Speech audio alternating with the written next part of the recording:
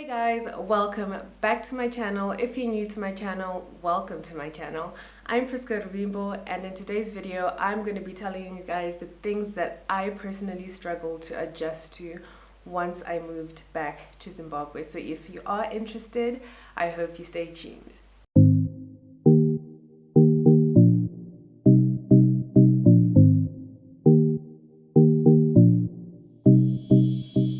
First things first, electricity.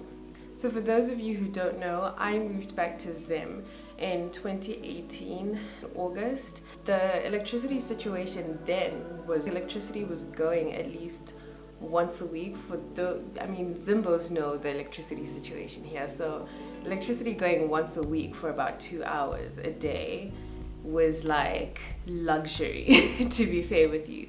However, in the year of 2019, rainy season came through, and rainy season in Zim is from about December to, I think I could say, April.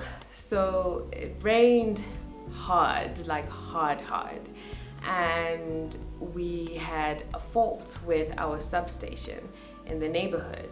So we contacted ZESA to tell them that, look, due to the rains, the substation, something happened, so you guys need to come and fix this problem. Okay, cool. So the guys came, they looked at the problem, and they said that, okay, we will now try look for a new transformer because something is wrong with your transformer. And we're like, cool. Months and months passed by, and keep in mind, we don't have electricity. Like, there's nothing, it's gone. The good thing is, one of our neighbors actually offered to buy a transformer, and guys, a transformer is not cheap. It does not come cheap. So they bought the transformer was installed, and voila, we then had electricity. So literally almost a good 6 months without electricity. And you guys, that was tough. That was tough. But now I'm like so used to it. You can't tell me otherwise. Like, oh no, Prisca, but that's a whack situation. To be fair, I'm used to it. Most people have bought solar systems, so backup power. So most houses have got solar systems or generators, which is a good thing.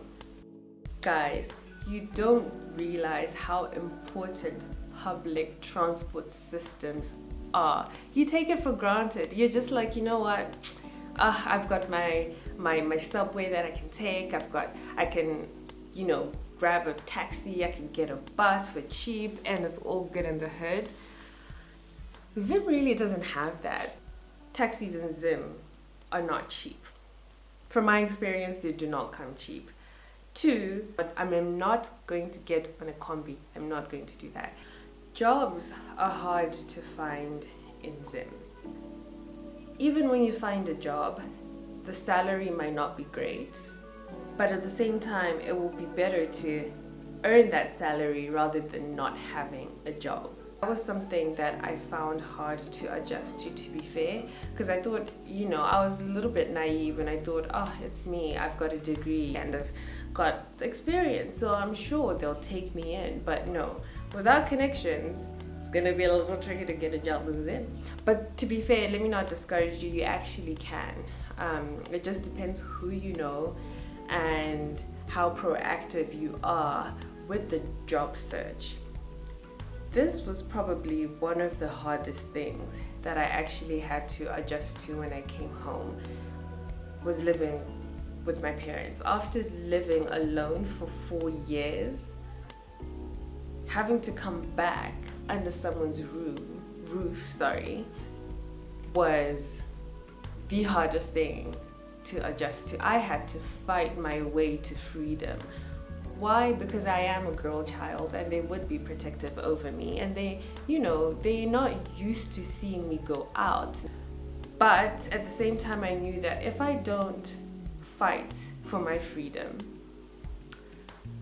they're always going to look at me like a little girl, and yet I am an adult now. But now, because I fought my way to freedom, blah blah, it's absolutely fine now. I actually don't mind living with them because they now do see me as that adult. So if you are a girl child and you're coming back home and you're going to be living with your parents, keep that in mind. You gotta fight for your freedom. Last but not least, I struggled to make friends in Zim. And I don't know what it is, to be fair. I think not everyone is really open to making new friends in Zim, because once people have formed like a clique or a crew, it's hard to now accept someone.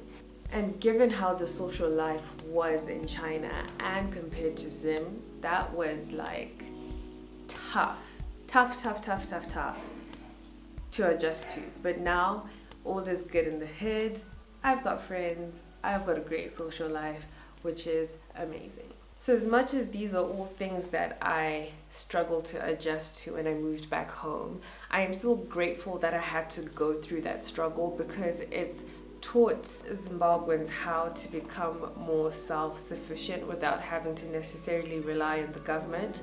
So as previously mentioned before, people have backup systems in regards to power, water.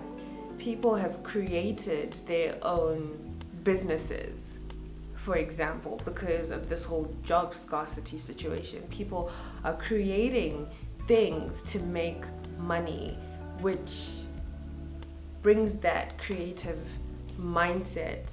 So yeah guys, that's it for this video. I hope you enjoyed, and I hope somehow it's giving you a little bit more knowledge, or this video has helped to some extent. Please make sure you like, comment and subscribe to my channel so that you stay up to date with my videos. But thank you so much for tuning in. Mwah. Love you guys so much, and I'll see you in my next video. Bye.